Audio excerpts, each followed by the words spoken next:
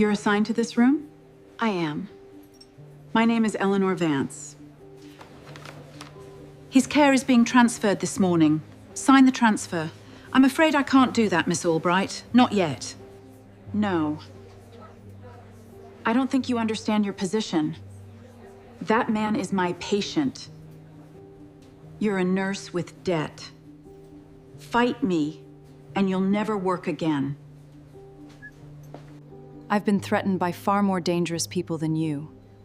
I once kept a stranger breathing with both hands while everything around me fell apart, and I never flinched. I didn't move then. I'm not moving now. Who are you? The order came down at 2 in the morning, and Claire Bennett knew the moment she heard it that a man was about to die who did not have to. She stood in the cold hallway light with a syringe she had not drawn, listening to a voice on the phone tell her to increase a dose that would stop a heart inside 20 minutes. The patient had no name, no family in the waiting room, no one to ask questions if he simply stopped breathing before dawn. That was the point. She could feel it in her chest, the way she used to feel incoming fire before she heard it. Someone with power wanted this man gone quietly. And Claire Bennett was supposed to be the quiet. She was not going to be the quiet. She had been a nurse at St. Michael's in Washington for 4 years, and in 4 years she had earned a reputation for being calm to the point of cold. The doctors thought she was reliable and dull. Nobody at that hospital knew where she had learned to hold a man's life in her 2 hands without letting them shake. Nobody knew about the sand, or the tourniquets, or the 3 tours she never spoke of. She had folded that woman away like a uniform in a bottom drawer and become someone smaller and safer. A woman who clocked in, did her rounds, and went home to a 1-room apartment where the radiator knocked all night. But the drawer was never really closed. It only waited. The patient had come in 4 days earlier with no wallet, no phone, no history. A John Doe found unconscious near the reflecting pool, brought in by an ambulance that logged the pickup and little else. Middle-aged, well-fed, soft hands that had never done hard work. Someone, Claire had thought when she first cleaned the dried blood from his temple, who mattered to somebody. Men who mattered did not stay nameless in a city like this for long. And yet the days passed and no one came, and the chart grew stranger by the hour. Orders appeared without a signing physician. Tests were canceled. His room was moved twice to the far end of the ward, where the cameras had been out for a month, and nobody had bothered to fix them. Claire noticed these things. Noticing things was the one habit the army had never let her unlearn. On the second night she had sat beside him during her break, because he was alone, and she did not like a man to be alone in the dark. His breathing was shallow but steady. Under the bandage his face was gentle in sleep, the kind of face that had spent a life being trusted. She held his wrist to count his pulse and felt his fingers twitch, and for one moment his eyes opened, glassy and frightened, and found hers. "They know," he whispered. "Tell them I know." Then he was under again, and she sat there a long time with his words settling into her, like a stone into still water. She should have written it in the chart. She did not. Some instinct older than protocol told her that whatever this man knew, the safest place to keep it was inside her own silence. She had learned in the field that paperwork could be read by the wrong people, and that the wrong people, when frightened, did terrible things with clean hands. Now it was the 4th night, and the phone was pressing cold against her ear, and the voice was telling her to push a dose that would kill him. "I want that adjustment made within the hour," the voice said. It belonged to Dr. Harmon, the attending on record, though Claire had barely seen him on this ward in a week. "The patient's condition is deteriorating. This is a comfort measure. Do you understand me, Nurse Bennett?" "I understand what you're saying," Claire answered. Her voice came out flat and even, the way it always did when everything in her had gone quiet and sharp. "But his vitals are stable. His last labs were improving. There's no clinical indication for that dose." A pause. In that pause, she heard everything. She heard a man who had expected obedience, discovering he had reached for the wrong tool. "You don't get to make that call," Harmon said. "You're a nurse. You follow the order." "I'm a nurse," Claire agreed, "and I don't give a dose that kills a stable patient. That's not comfort. That's a lethal error, and I won't sign my name to it." She hung up before he could answer. Her hand was steady. It was the rest of her that felt like it was standing on the edge of a great drop, the way she used to feel stepping off the ramp into a country that wanted her dead. She walked into his room and closed the door. The John Doe lay in the wash of the monitor's green light, chest rising, chest falling.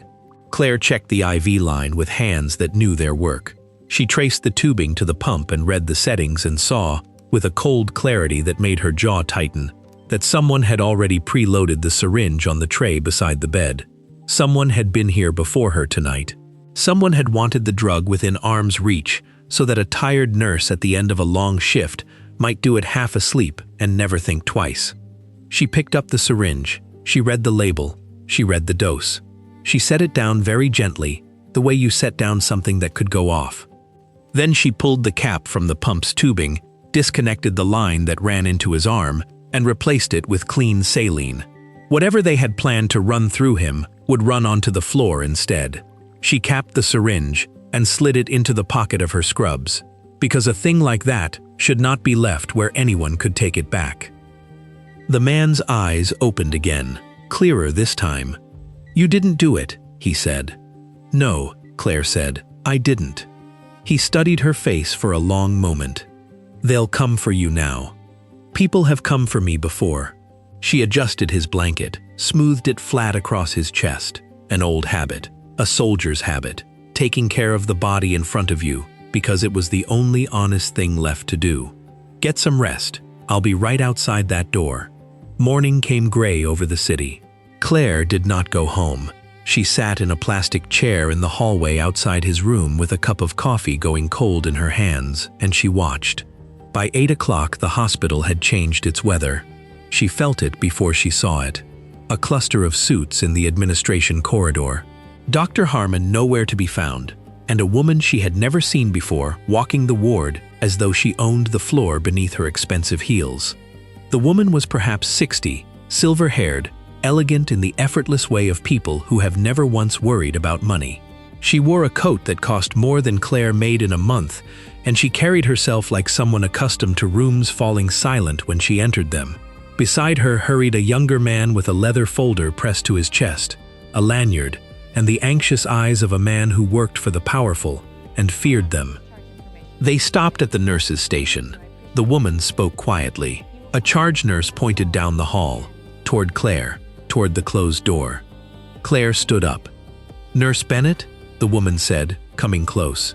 Her voice was smooth and cultured and very cold underneath. "I understand you were assigned to the patient in this room." "I am," Claire said. "My name is Eleanor Vance." She said it the way a person says a name that is supposed to open doors and end conversations. "My husband sits on the Supreme Court of the United States. I trust you understand that certain matters concerning this hospital touch on matters of national importance." Claire said nothing. She had learned long ago that silence made powerful people nervous, because they were used to being answered. "There has been a great deal of confusion regarding this patient," Eleanor Vance went on.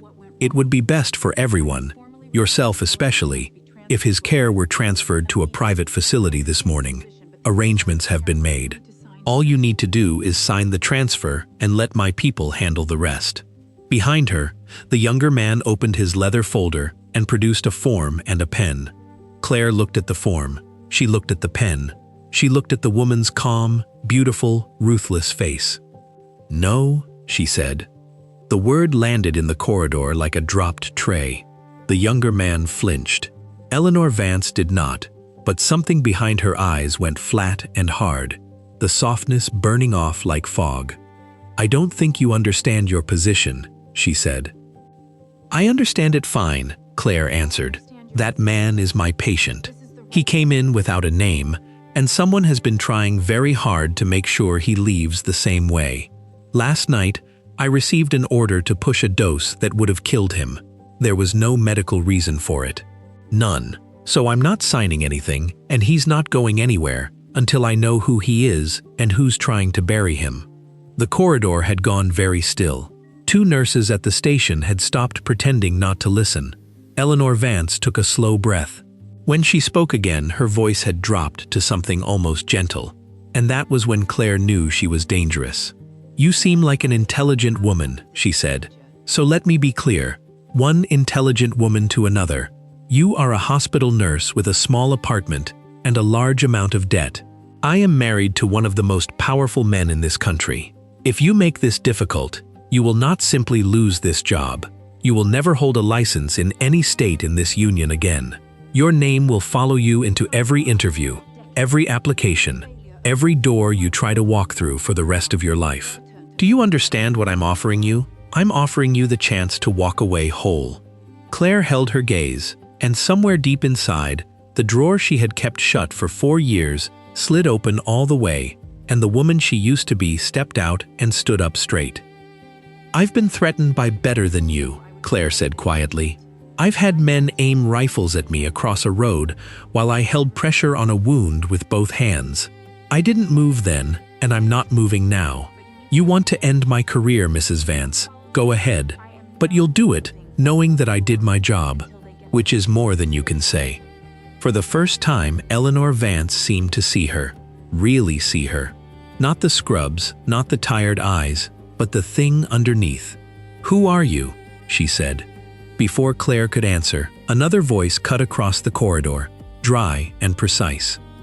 "She's a problem, is who she is." He came from the direction of administration, a tall man in a charcoal suit, with a face built for boardrooms and bad news. Claire had seen him once or twice at meetings she wasn't important enough to speak in. Gerald Pratt, the hospital's board lawyer, the man whose signature made lawsuits disappear and whistleblowers vanish. "Mrs. Vance," Pratt said smoothly, taking his place at her side, like a man who knew exactly where the power in the room was standing. "My apologies. This should have been handled before you were troubled with it." He turned to Claire, and his smile was a lawyer's smile, all teeth and no warmth. "Nurse Bennett, you've had a long shift. You're overtired. You've misread a routine order, and now you're making wild accusations in a public hallway. Here's what's going to happen. You're going to go home. You're going to rest. And when you come back, this will all have been a misunderstanding that we've resolved quietly, without any need for it to affect your record. And the patient," Claire said. "The patient will be transferred to appropriate care. By you. By the appropriate authorities. There's no such thing as appropriate authorities in a hallway with the cameras turned off," Claire said. "You've been moving him for 4 days. You canceled his labs. You made him nameless. And last night, someone tried to make him dead. I've got the syringe, Mr. Pratt, loaded, pulled from his tray, with a dose on it that would stop a horse's heart. She let that sit. I imagine a lab could tell us who mixed it. I imagine a great many people would want to know why." For one instant, Gerald Pratt's smile slipped, and beneath it she saw fear, real fear, the fear of a man who had built his whole life on the certainty that no one small would ever refuse him. "You have no idea what you're standing in the middle of," he said, low. "Then tell me," Claire said. "Tell me who he is." And it was the man himself who answered. The door behind Claire had opened. The John Doe stood in the frame, gripping the jam with one unsteady hand, IV pole in the other, hospital gown hanging off a body that had been strong once and would be strong again. His face had color in it now. His eyes were clear, and he was looking at Eleanor Vance with an expression Claire would remember for the rest of her life. "Hello, Eleanor." His voice cracked and caught. He stopped, breathed. "I wondered how long before you'd come see it done, yourself." Eleanor Vance went white. "You know each other," Claire said. It was not a question. "We do." He coughed, and the cough bent him, and he steadied himself against the frame. "My name is Daniel Rourke. 9 days ago I was a clerk at the court." Another breath, dragged in slow. "I found something I wasn't meant to find. Papers. Meetings that never happened on paper. A justice's wife selling his seat like it was a bank. His eyes never left her. I made copies. Told the wrong man I had them. Woke up here, no name, and a nurse who wouldn't let me die." The corridor had gone so quiet, Claire could hear the monitors breathing through the open door. "Daniel," Eleanor said, and her voice had lost all its polish. "You don't understand the pressures. You never understood justice." He said the one word and had to stop for it. It's supposed to mean the same thing, whether you're his wife or a man nobody's looking for. His hand tightened on the pole. That's the whole idea, Eleanor. You forgot it. I didn't. Gerald Pratt had gone very still, a man doing arithmetic and not liking the sum. This is nonsense, he started. This man is confused. He's been sedated. He has proof, Claire said. Doesn't he? That's what all this is about. Not what he knows, what he can show. Daniel Rourke looked at her then, and something passed between them, two people who had each, in their own way, refused to be quiet. Safe deposit box, he said softly. And copies went out to 3 journalists the morning before they took me, on a delay, set to release if I didn't call and stop it. He almost smiled. I haven't been able to call anyone in 9 days. The arithmetic finished itself on Gerald Pratt's face. The color drained out of him. Eleanor Vance reached out and gripped the nurse's station counter as though the floor had tilted. And that was the moment the elevator doors at the end of the corridor opened, and 4 men in dark jackets stepped out, and the letters across their chests caught the fluorescent light. U.S. Marshals. At their center walked a woman with a badge on her belt and a folder under her arm, and the unhurried walk of someone who had never in her life been late to anything that mattered. Daniel Rourke? She called down the hallway. Here, Daniel said, and his voice broke on the word. Because sometimes the thing you have prayed for arrives, and your body doesn't know what to do with it. The lead marshal reached them. She took in the scene with one professional sweep of her eyes, the pale woman gripping the counter, the lawyer frozen mid-word, the nurse standing like a wall between all of it and the man in the doorway. The journalists went to us 3 days ago, she said to Daniel. We've been looking for you ever since. It took a while to find a man with no name. Her gaze moved to Claire. Someone kept him alive long enough for us to get here. Would that be you? Claire didn't answer. She didn't need to. It was written all over the syringe she drew from her pocket and placed, without a word, into the marshal's waiting hand. Gerald Pratt reached for his phone and was told, quite politely, to keep his hands where they could be seen. Eleanor Vance drew herself up one last time and invoked her husband's name, and the marshal listened with perfect patience, and then told her that the law did not have a special door for the wives of justices, and never had, whatever they'd been allowed to believe. They were both walked out through the same lobby where, 4 days earlier, a nameless man had been wheeled in to be forgotten. Claire stood in the emptying corridor with her hands finally beginning to shake. Daniel Rourke was still in the doorway. He looked at her the way you look at the one solid thing in a flood. Why, he said, you didn't know who I was. I could have been anyone. Why did you refuse? Claire thought about the sand and the tourniquets and all the faces she hadn't been able to save, no matter how steady her hands. She thought about the woman she had folded away in a drawer and how she had told herself the war was the last time it would ever cost her something to do the right thing. Because that's the whole idea, she said quietly, giving him back his own words. It's supposed to mean the same thing for everybody.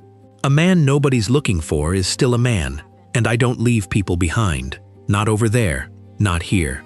He nodded slowly, and his eyes filled, and neither of them said anything else, because some things are truest in the space, right after they're spoken. Claire Bennett kept her job, and they offered her commendations she didn't want. What she kept instead was quieter, a man's life, walking around in the world, a drawer in her chest that she stopped bothering to close, because she understood now that the woman inside it was not something to hide. She was the best thing Claire had ever been. Sometimes, on the night shift, when the ward is dark and the monitors keep their soft green watch, she still sits beside the patients who have no one. She holds a wrist and counts a pulse and thinks that justice is not a courthouse or a robe or a name that opens doors. Justice is one tired person refusing, at 2 in the morning, to do the easy and terrible thing.